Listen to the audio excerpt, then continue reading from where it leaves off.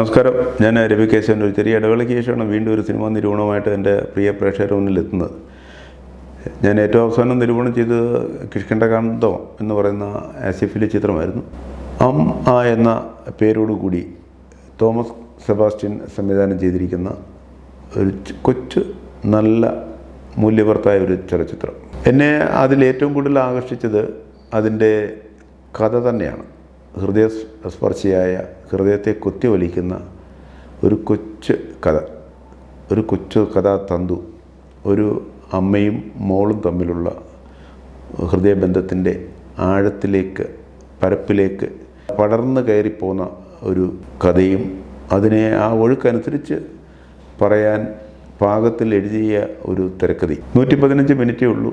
ഈ 115 മിനിറ്റ് നമ്മൾ ഈ പറയുന്ന അമ്മയുടെയും മകളുടെയും കഥയോടും അവരുടെ ജീവിത ദുരന്തങ്ങളോടും ഒപ്പം പ്രേക്ഷകർക്കും സുഗമമായി സഞ്ചരിക്കാൻ കഴിയുന്നു എന്നതാണ് ആ സിനിമയുടെ ഏറ്റവും വലിയൊരു അനുഭവം. അതിന് അത്തരത്തിലൊരു തിരക്കഥ നമ്മളുടെ മുന്നിലേക്ക് എത്തിച്ചിരിക്കുന്നത് കവിപ്രസാദ് ഗോപിനാഥ് എന്ന് പറഞ്ഞ തിരക്കഥാകൃത്താണ്.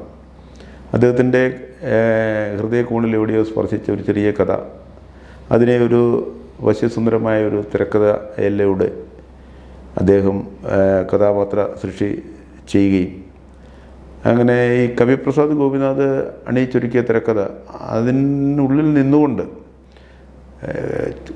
തന്നാലാവുന്ന കോൺട്രിബ്യൂഷൻസൊക്കെ ചെയ്തുകൊണ്ടാണ് സംവിധായകൻ തോമസ് സെബാസ്റ്റ്യൻ അതിന് കൂടുതൽ ദൃശ്യചാരുത പകർന്ന ഒരു സിനിമയായിട്ട്, നല്ല ചലച്ചിത്രമായിട്ട് നമ്മൾ പ്രേക്ഷകരുടെ മുമ്പിലേക്ക് എത്തിച്ചിരിക്കുന്നത്. ഒന്നുകൂടെ അടിവരയിട്ട് പറയട്ടെ, ഒരു കൊച്ചു നല്ല ചലച്ചിത്രം, കുടുംബസമേതം കണ്ടുകൊണ്ടിരിക്കുന്ന ഹൃദയസ്പർശിയായ, നമ്മളെ നൊമ്പരപ്പെടുത്തുന്ന ഒരു കൊച്ചു ചലച്ചിത്രം. പ്രധാനമായിട്ടും മുഖ്യധാര കഥാപാത്രമായിട്ട് നിൽക്കുന്നത് ദിലീഷ് പോത്തനാണ്. അദ്ദേഹം ഒരു പോലീസുകാരനാണ്.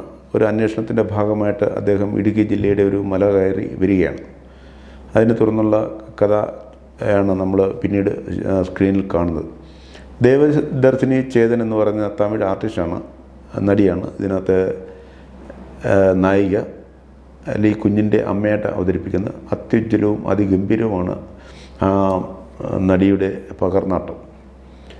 സത്യത്തിൽ എന്ന് പറയുന്ന ആ സിനിമയുടെ ജീവൻ, ആ ചലച്ചിത്രത്തിൻ്റെ തേജസ് എന്ന് പറയുന്നത് ഈ ദേവദർശിനി ചേതൻ എന്ന് പറയുന്ന ആ നടി അഭിനയിച്ച ആ കഥാപാത്രം തന്നെയാണ്.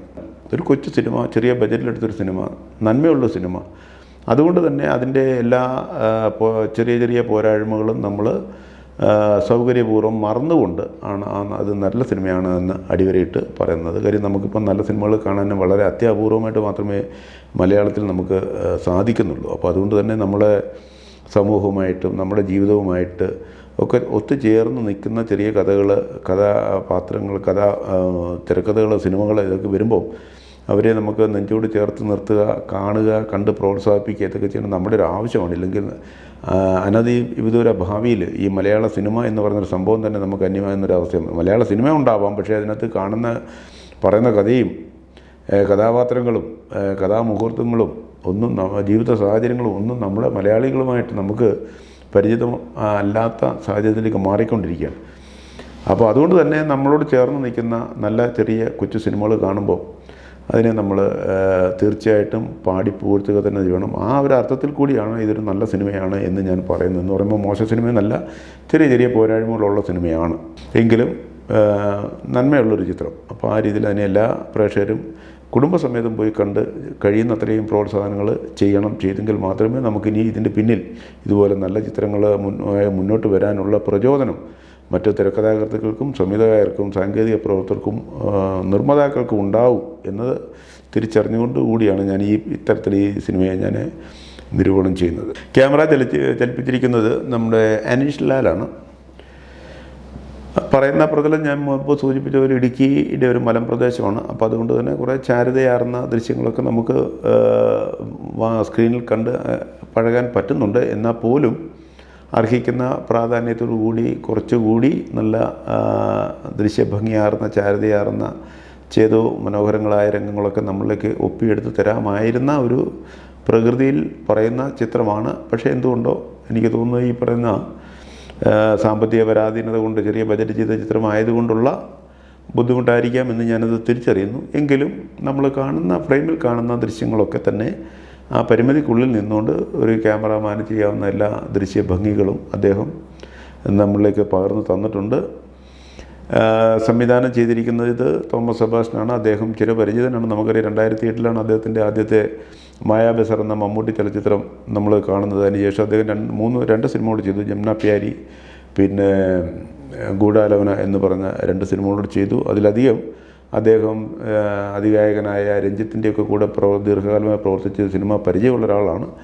അപ്പോൾ അദ്ദേഹത്തിൻ്റെ ആ പരിചയം ഒക്കെ അദ്ദേഹത്തിൻ്റെ ഈ സിനിമാ സംവിധാന സംരംഭത്തിൽ ഒരു കയ്യൊപ്പായിട്ടൊരു കൈ അടയാളമായിട്ട് നമുക്ക് കണ്ടെത്താനും കഴിയുന്നുണ്ട്. കാര്യം അത്ര കൃത്യതയോടുകൂടി മികവോടുകൂടി തന്നെയാണ് അദ്ദേഹം ആ തിരക്കഥയ്ക്ക് ദൃശ്യഭംഗി കൊടുത്ത് നമ്മളിലേക്ക് കഥാപാത്രങ്ങളിലൂടെ സ്ക്രീനിൽ പകർന്നാട്ടം നടത്തിയിരിക്കുന്നത്. അതിനകത്ത് വളരെ അങ്ങും ഇങ്ങുമൊക്കെ ചെറിയ ചെറിയ പോരായ്മയും കാര്യങ്ങളും ഒക്കെ ഉണ്ട് എന്നത് ഒഴിച്ചാൽ മൊത്തത്തിൽ ആ സിനിമ ഒരു നല്ല സിനിമയാണ്. അതിൻ്റെ പിന്നിലൊരു നല്ല സംവിധാന പ്രതിഭയുടെ കയ്യൊപ്പ് നമുക്ക് കണ്ടെത്താനും കഴിയുന്നുണ്ട് എന്നത് സന്തോഷകരമായൊരു സംഗതിയാണ്. ഇതിൻ്റെ എഡിറ്റിംഗ് നടത്തിയിരിക്കുന്നത് ബിജിത് ബാലയാണ്. മൊത്തത്തിൽ സിനിമ ഒരു സ്ലോ ഫേസിൽ പറഞ്ഞു പോകുന്ന ഒരു കഥയാണ്. എന്ന് പറഞ്ഞാൽ വലിയ ചടുലതയൊന്നുമില്ല. അതുകൊണ്ട് തന്നെ വലിയ മിന്നിമറയുന്ന രംഗങ്ങളോ അതിസൂക്ഷ്മമായ ഒരു എഡിറ്റിങ്ങിൻ്റെ സ്കോപ്പോ കാര്യങ്ങളോ ഒന്നുമില്ല. എങ്കിലും 2 സാഹചര്യങ്ങളിൽ വളരെ അതിമനോഹരമായ ആ ഒരു കയ്യൊപ്പ് ബിജിത് ബാല ഒരു എഡിറ്റർ എന്ന നിലയിൽ നമ്മളിലേക്ക് അദ്ദേഹത്തിൻ്റെ കയ്യൊപ്പ് പകർത്തിയിട്ടുണ്ട്. സംഗീതം ഗോപി സുന്ദറാണ്. പശ്ചാത്തല സംഗീതത്തിനകത്ത് പ്രത്യേകിച്ച് എടുത്തു പറയുന്നതായിട്ടൊന്നും എൻ്റെ കാതുകളിലേക്ക് എത്തുകയോ അല്ലെങ്കിൽ അങ്ങനെ എനിക്ക് ഒന്ന് കയ്യൊപ്പ് എന്ന് പറയാനായിട്ടൊന്നും തോന്നിയില്ല.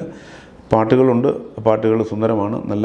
അതിനെ വളരെ മനോഹരമായിട്ട് ആ സിനിമയുമായിട്ട് ചേരുന്ന രീതിയിലുള്ള സംഗീതം തന്നെയാണ്. പിന്നെ എൻ്റെ കോസ്റ്റ്യൂമും മേക്കപ്പും ഇവർ രണ്ടുപേരെയും കൂടെ ഒന്നിച്ചാണ് പറയേണ്ടത്. ശരിക്കും കോസ്റ്റ്യൂം കുമാർ എടപ്പാളും മേക്കപ്പ് രഞ്ജിത്ത് അമ്പാടിയുമാണ്.